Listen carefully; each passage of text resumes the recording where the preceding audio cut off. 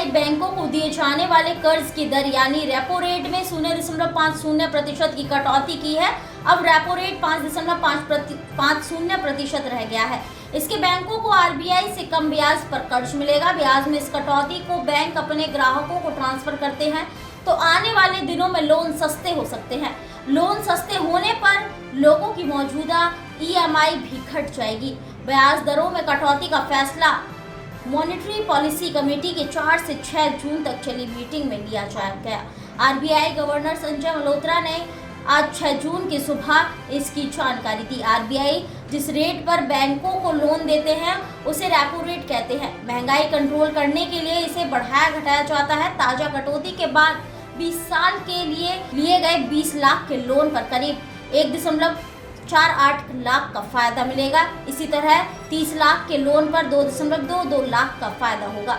नए और मौजूदा ग्राहकों दोनों को इसका फायदा मिलेगा। आरबीआई ने फरवरी में हुई मीटिंग में ब्याज दरों को 6.5% से घटाकर 6.25% कर दिया था। मॉनेटरी पॉलिसी कमेटी की ओर से ये कटौती करीब 5 साल बाद की गई थी। दूसरी बार अप्रैल में हुई मीटिंग में भी ब्याज दर 0.25% घटाई गई।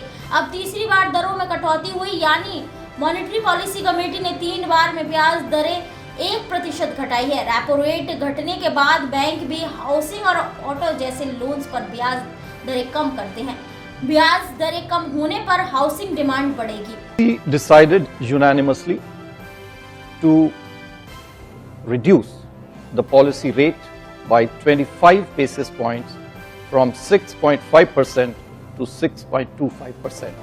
I repeat, the MPC unanimously decided to reduce the policy rate by 25 basis points from 6.5% to 6.25%. Consequently, the standing deposit facility, SDF, the SDF rate shall be at 6.0% and the marginal standing facility rate, also called the MCF rate, and the bank rate shall be 6.5%. The MPC also decided unanimously again to continue with the neutral stance